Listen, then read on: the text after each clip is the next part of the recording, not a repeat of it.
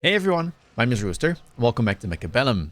Today's video is all about Hounds, a unit that in the past was very popular as the main source of chaff clear, but in the current meta, you don't see that often. In this particular game, however, we will see lots and lots of them. I'm up against Masao, one of France's strongest Mechabellum players, and if you look at the packs, I do like starting with chaff, so it's going to be a Sabertooth Crawler opener here on round 1, up against Sledges and Fangs, with the Sabertooth specialist for Masao. I'm an aerial specialist. I quite like this one because it allows you to get easily into things like Phoenix and Wraith, which are very powerful, and you always get a really sizable amount of hit points, which I don't mind either. Now, one of the reasons here that I go Hound is it does pair nicely with Sabertooth, right? One of these units is a single unit and the other is a pack of 5. So typically their counters are going to be slightly different, and it means that it's less easy for the opponent to counter your board. And then 2, Hounds actually scale really well with range and mech rage. They are very, very capable chaff clear units, but the main problem they have is that hurdle to get over against crawlers. They can't one-shot same level crawlers, but they can one-shot same level fangs. So because I see fangs here, gives me another reason to go for the Hound opener, because it'll make it easier for my chaff clear to farm, get some experience, and then eventually get those levels required to kill the crawlers, which are now being picked up here on round 1 for Masao.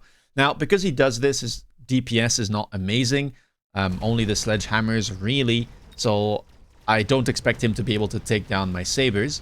Keep in mind I have put the crawlers like right behind my hounds. The reason for this is, well, I want to make sure that my units have chaff that protects them, so obviously the chaff is going to be near all of my units. And then 2, this way they will kind of stream through the Hound pack and then spread out a little bit, which makes it more difficult to clear efficiently. We will win round 1 here. We do lose one of our sabers, but that's quite alright. And as you can see already, the Hounds here have managed to pick up a good amount of experience. Round number 2, immediately we have some unit reinforcements. Wasp, Fire Badger, Marksman, and Arclight show up. Now, I'm pretty happy with my chaff clear, so I don't necessarily need to go for something like Fire Badger or Arclight. I could try and like throw it onto the flank here and, force him to respond to it. But I don't have any anti-air for the time being, so picking up the Wasp or the Marksman here wouldn't be a bad idea. Now, I was somewhat worried that he might try to go for a Wraith, but the Marksman might convince him not to go for that immediately. So Wasp here could be good as well. If I expect him to pick up a Marksman because he's looking for DPS, then going for the Wasp is a good idea. I can throw it onto one of my flanks to kind of protect against an air cheese and then annoy the Marksman. But it looks like I'll be going for the Fire Badger instead. So I will go for this top right move and I buy a Wasp myself. So the thinking process here is that I already get to unlock the Wasp for free, so better to use my specialist and then grab that Fire Badger.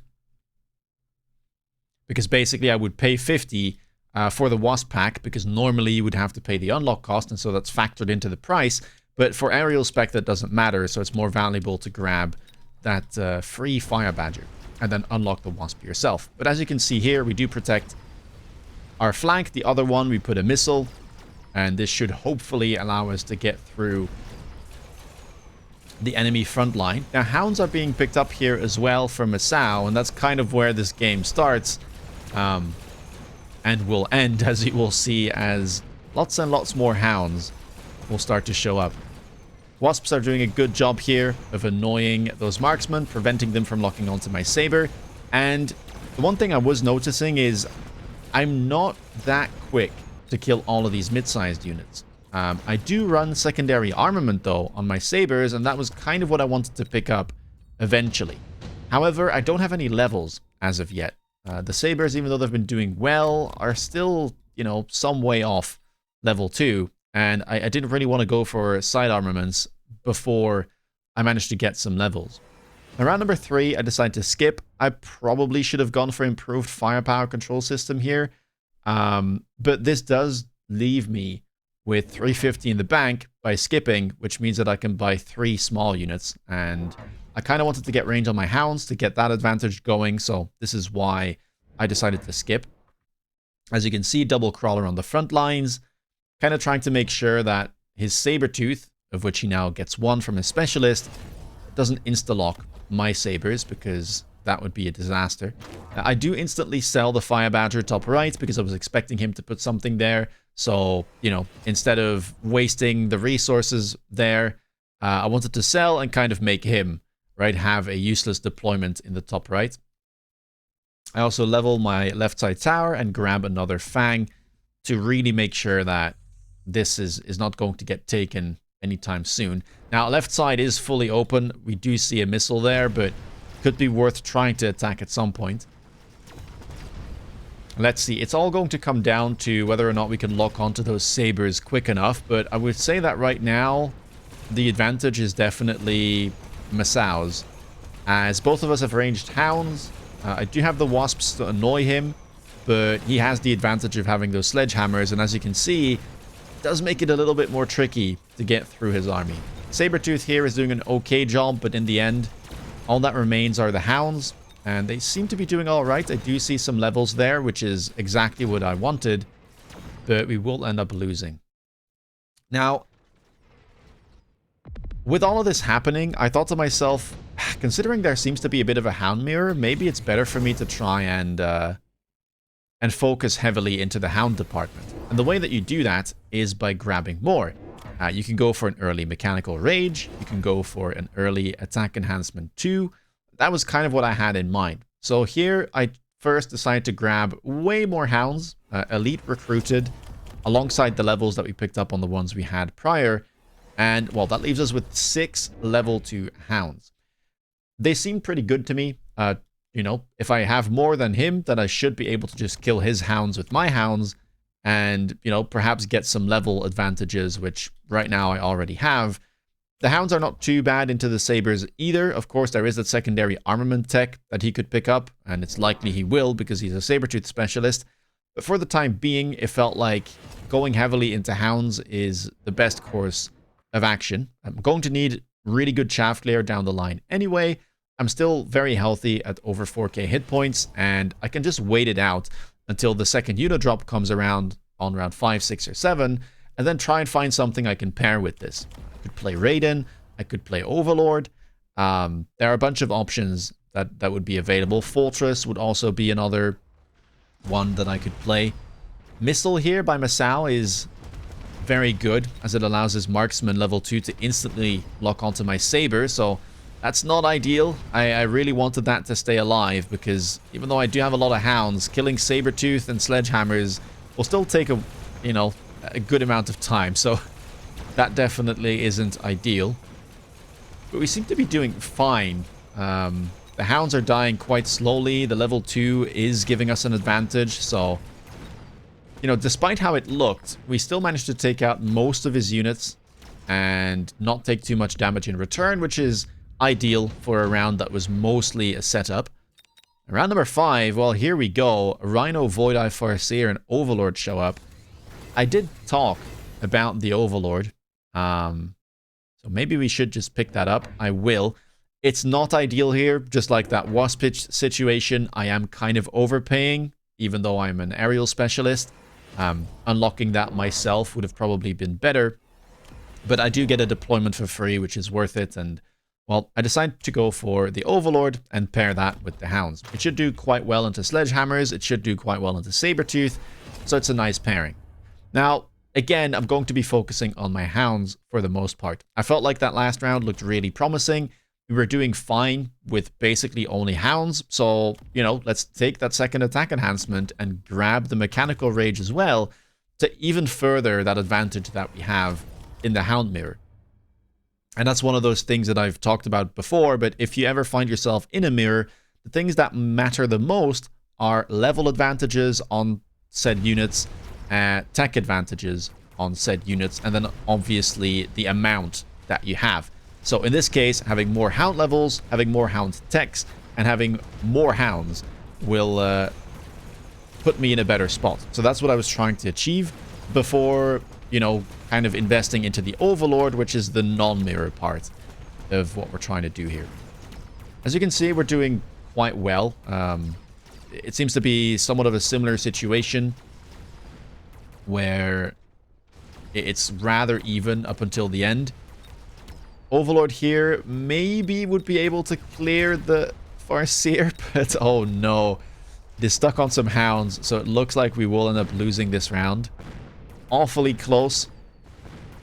But again, not the end of the world. We're still quite healthy, and at least we've managed to get over the hurdle of getting lots of Hounds with levels, with double techs, and we already have the second attack enhancement too, which is only going to benefit whatever units we're going to be adding to the board. Round number 6, there is a Lightning Storm offered here, which could be worth picking, but it's very expensive, and I do like having more resources available, especially when I also want to try and play Overlord, which is not exactly the cheapest carry unit either. It's very, very potent, but it costs 500 apiece. You kind of want range and overload, which will, you know, set you back even more. And yeah, I mean, that's why I'm going to be skipping. Now, instead of going for more Overlords first, I decided to pick up the Subterranean Blitz on the Crawlers, and this is where you will actually see me level up Crawlers and also get the second defense enhancement. So a very greedy game from me up until now.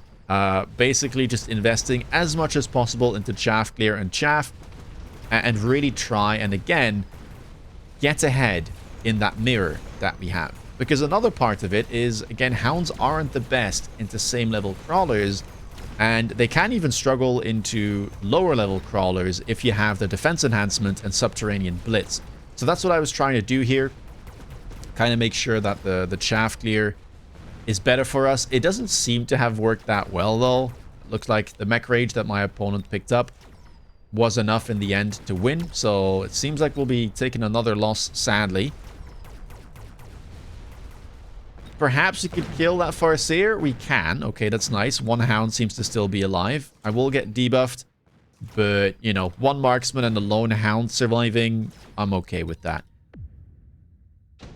And this is kind of the luxury that you have sometimes. When the game is relatively slow and you can see that there are close rounds where you don't take a lot of damage, you can afford to really go for the setup, right? The things that will always be useful and that can be a bit of a hassle to invest into later into the game. So, you know, having more chaff, having the chaff techs, having more chaff clear, all of that, just making sure that you've basically got it done with, right? I can't invest more into my attack and my defense enhancement is only going to help me. I will have sold out of my sabers.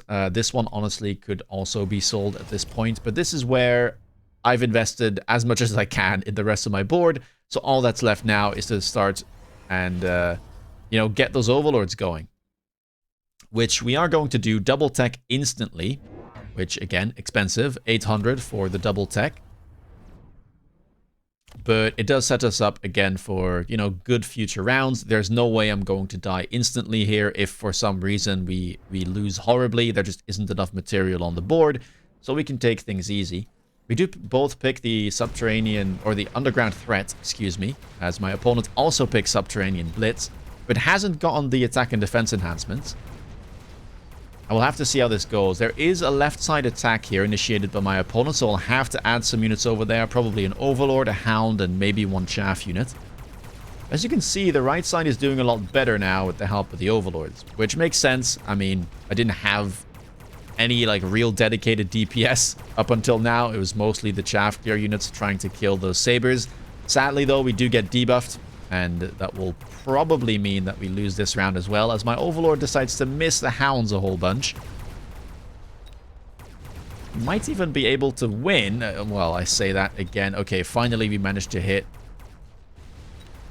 that Hound. We will take down the Farseer, and we will also take down the Marksman, so it ends up in a tie. And honestly, that's fine by me, because I know that I have a very good scaling board here with those Overlords.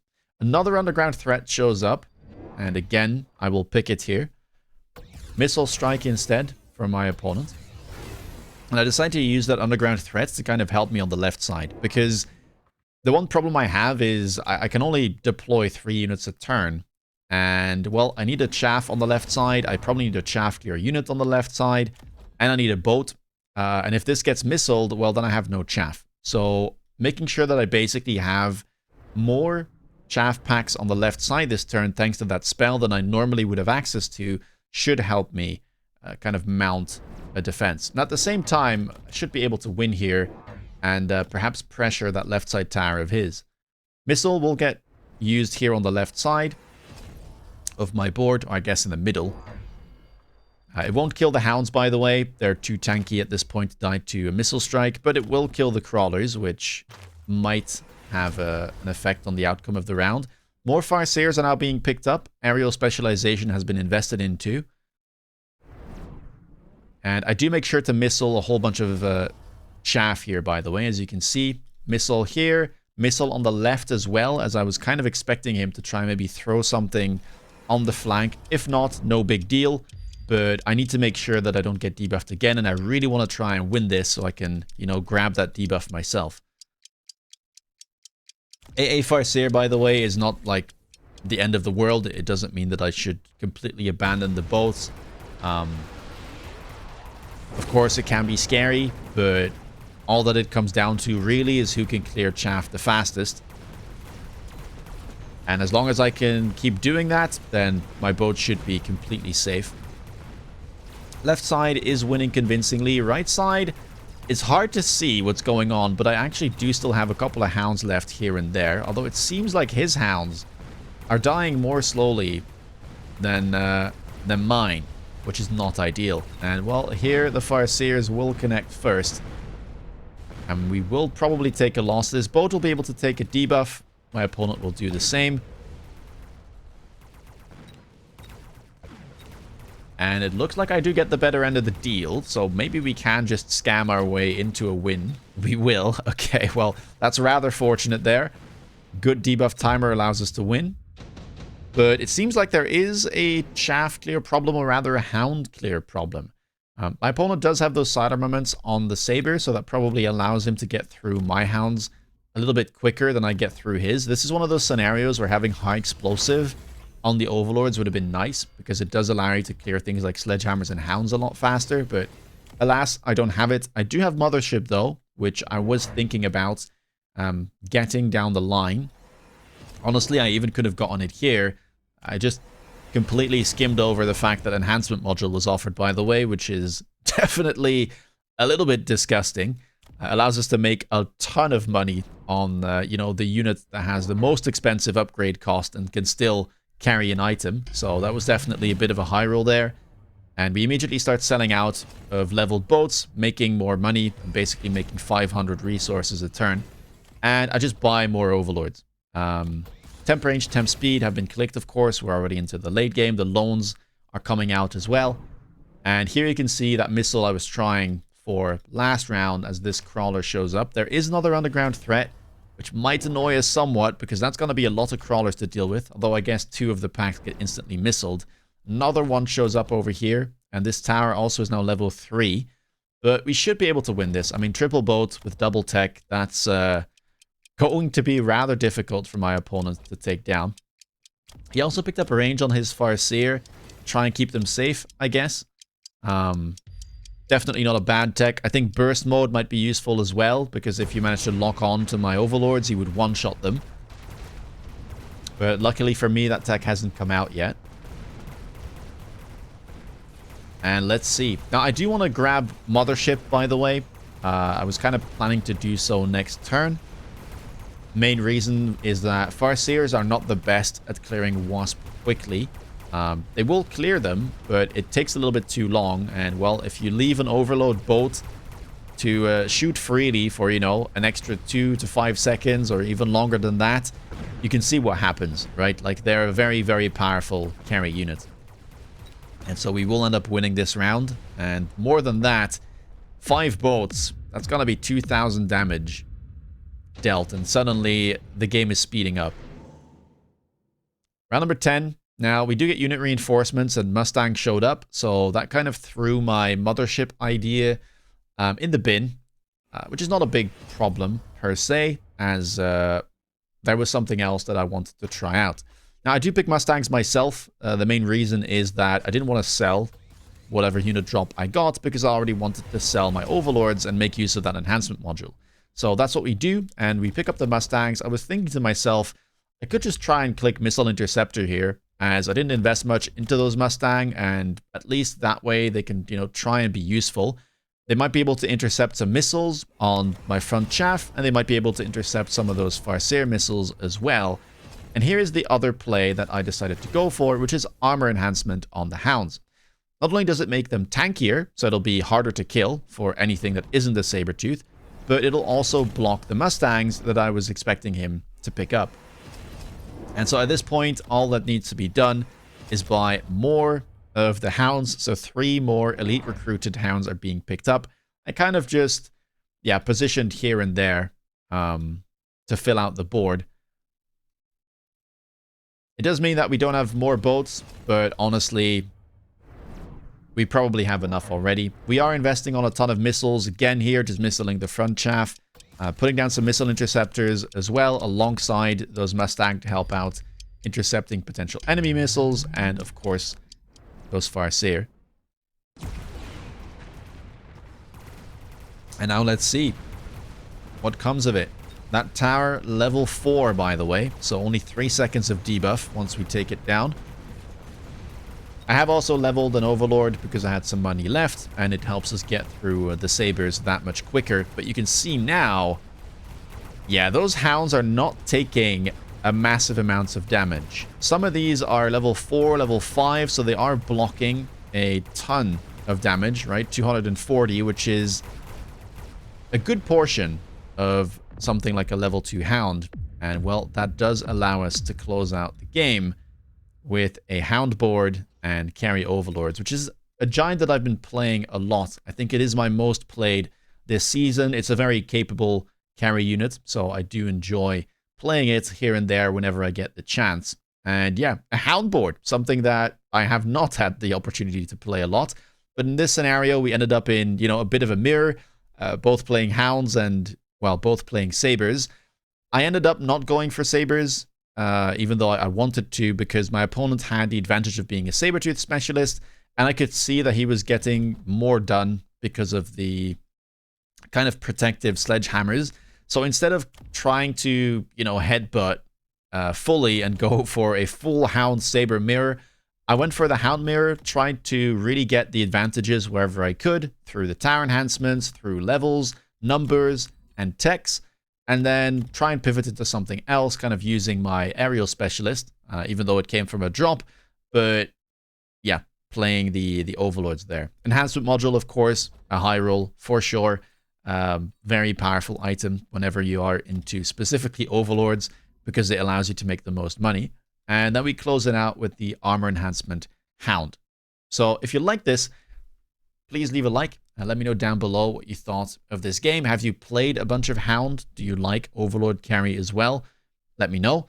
If you want to stay up to date with my latest content, please consider subscribing. And if you want to see me play live, check me out on Twitch. With that being said, take care, guys, and see you in the next video. Bye-bye.